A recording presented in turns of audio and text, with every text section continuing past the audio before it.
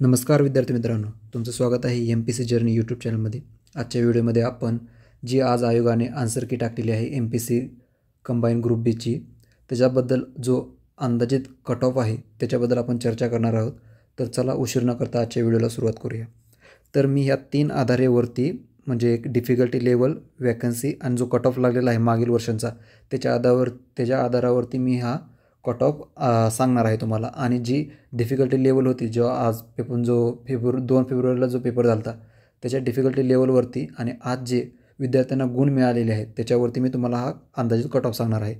तर जो 2020ला होता तो मॉडरेट होता पेपर, परत 2021ला मॉडरेट होता, 2022ला इझी होता, परत इझी टू मॉडरेट 2023ला, 2024ला इझी टू मॉडरेट होता आणि 2025ला सुद्धा इझी टू मॉडरेट होता, म्हणजे 2024चा हा। आता तसं बघायला गेलं तर STA च्या जागा किती, ह्या ज्या जागा आहेत ते 89 ह्या जागा आहेत, 63 हे जागा आहेत। तर त्याच्यानुसार 2020ला बघा किती लागला होता कट ऑफ, 53 STA चा लागला होता आणि 54.75 ASOचा लागला होता त्या 89 आणि 67 जागांनुसार। परत 609 STA होत्या आणि 100 ASOच्या होत्या, त्यानुसार कमी लागलेला कट ऑफ STA चा 46 लागला होता आणि 53.75 ASOचा लागला होता। परत एक नंतर 2022ला बघा जागा खूप कमी होत्या, 78 आणि 42 होत्या आणि पेपर ही इझी होता त्यामुळे कट ऑफ हा जास्त लागला होता, हाय होता, पण जागा कमी होत्या विद्यार्थी मित्रांनो, 61 आणि 62.75 होता ASOचा। नंतर 159 ह्याच्या होत्या STA च्या जागा, 70 ASOच्या होत्या, कट ऑफ हा 54.25 ते आणि ASOचा पण 54.25 होता। आणि जो आता जो कट ऑफ लागणार आहे तो 480 जागांचा कट ऑफ लागणार आहे, म्हणजे STI प्लस ASO प्लस PSIचा एक पूर्णतः एक कट ऑफ लागणार आहे।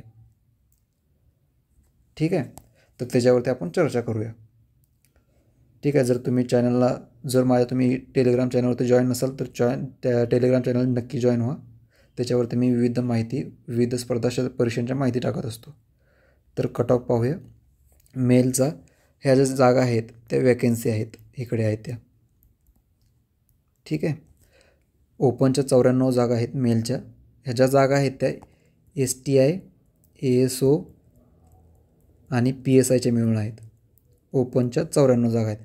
ओपनचा कट ऑफ 54 ते 57 लागू शकतो, OBCचा कट ऑफ 54 ते 57, SCचा कट ऑफ 51 ते 53, STचा कट ऑफ 47 ते 50 आणि EWSचा कट ऑफ 51 ते 53। म्हणजे जे ह्या रेंजमध्ये आहेत त्यांनी मेन्सचा अभ्यास सुरू केला तर हरकत नाही, म्हणजे तुम्ही अभ्यास सुरूच करा मेन्सचा, मराठी इंग्लिशचा अभ्यास चालू करा। आता आपण फिमेलचा पाहूया। फिमेलचा ओपनसाठी 48 ते 51, OBCसाठी 48 ते 51, SCसाठी 47 ते 49, STचा 43 ते 46 आणि EWSचा 47 ते 49। ज्या महिला प्रवर्गाच्या आहेत त्यांनीसुद्धा मेन्सचा अभ्यास चालू करू शकता, ज्यांची ह्या रेंजमध्ये मार्क्स आहेत त्यांनी अभ्यास चालू करा। आणि हा विद्यार्थी मित्रांनो हा अंदाजित कट ऑफ आहे, त्यामुळे ह्याच्यामध्ये थोडाफार बदल होऊ शकतो आणि माझ्या मते तर क्वेश्चनमध्ये काही बदल होणार नाही, जर झाला तर एखाद दुसरा बदल होईल, नाहीतर होणारच नाही। जसे तुमचे मार्क्स आता आहेत तसेच तुम्हाला सेकंड आन्सर कीनुसार सुद्धा मार्क्स असतील, त्यामुळे हा जो स्कोअर असणार आहे तो सुद्धा सेकंड आन्सर की नंतर सुद्धा हाच असेल तुमचा स्कोअर।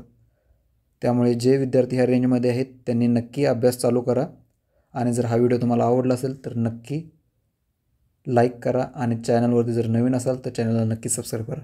जय हिंद, धन्यवाद।